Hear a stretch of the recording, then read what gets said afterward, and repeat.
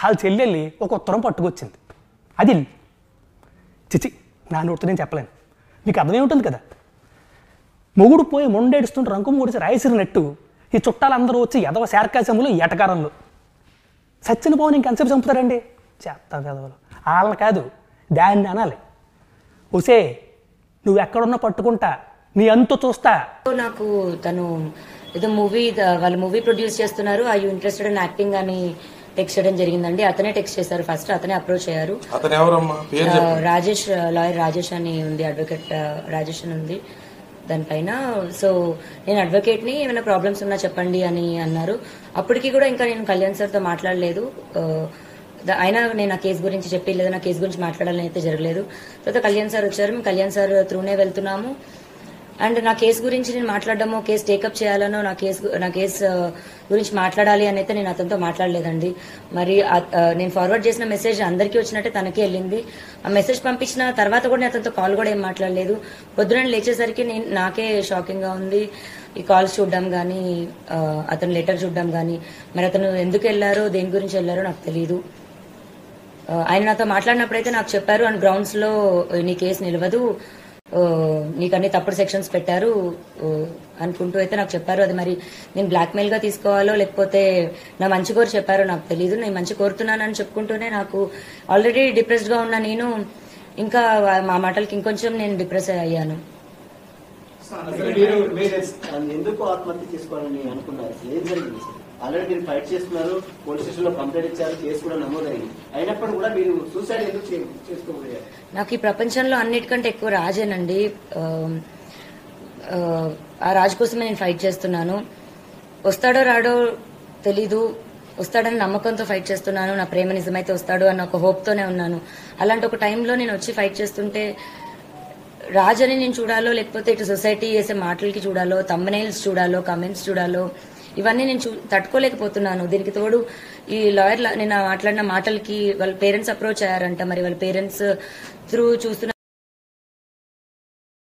Lawyer మరి మాట్లాడారు, వాళ్ళ పొద్దున సపోర్ట్ ఎందుకు అని మాట్లాడారు. ఇప్పుడు ఇందాక వీడియోలో మరి నన్ను తిడుతూ మాట్లాడుతున్నారు. ఒక హాఫ్ అన్ అవర్ లో ఒక మనిషి మైండ్ సెట్ అలా మారుతున్నప్పుడు ఇంత బాధపడుతున్న నేను నా మైండ్ సెట్ ఎందుకు డిప్రెషన్ లోకి వెళ్ళనండి?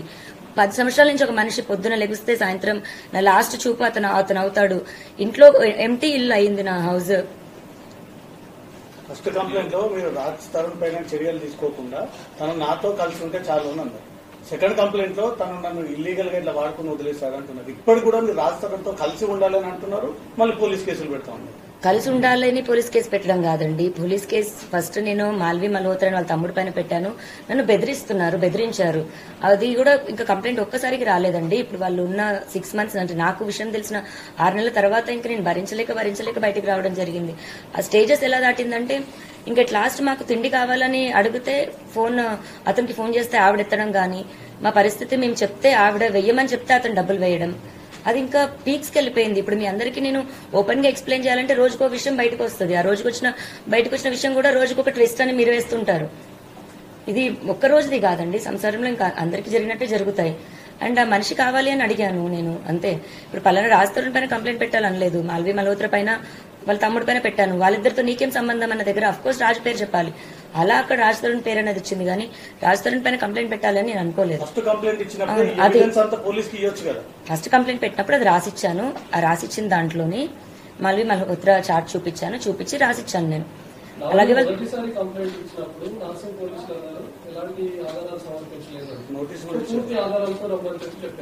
సెకండ్ టైం మీకు వెళ్ళినప్పుడు ఆల్మోస్ట్ 150+ ఫోటోగ్రాఫ్స్ అన్ని కూడా మీరు సబ్మిట్ చేసినట్టుగా తెలుస్తుంది.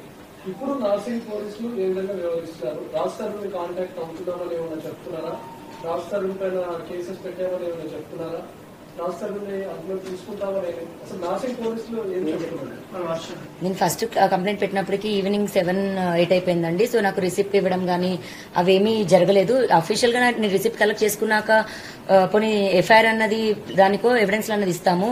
రెండో రోజుకి తెల్లారుజాము నుంచి మీడియాలో ఎలా వచ్చిందో మీ అందరికీ తెలుసు. ఆ డే నాకు బయటికి రావడానికి అంతా కూడా నేను ప్రిపేర్డ్ లేను. ఫస్ట్ నేను మీడియా ముందుకి అంత ప్రెస్ మీట్, ఇప్పుడు ఇంత ప్రెస్ మీట్ వచ్చినప్పుడు కూడా నేను ఎలా వణికాను అన్నది మీ అందరికీ తెలుసు. నేను కెమెరాస్ కి అంత అలవాటు లేదు నాకు. అండ్ ఇప్పుడు ఎవిడెన్స్ 12 ఏళ్ళ ఎవిడెన్స్ తీయాలంటే ఒక్క రోజులో నేను రెడీగా ప్రిపేర్డ్ గా లేను కదండి. నాకు 1-2 డేస్ టైం పడుతుంది. ఆ 1-2 డేస్ టైం తీసుకొని ఎవిడెన్స్ ఇచ్చాను.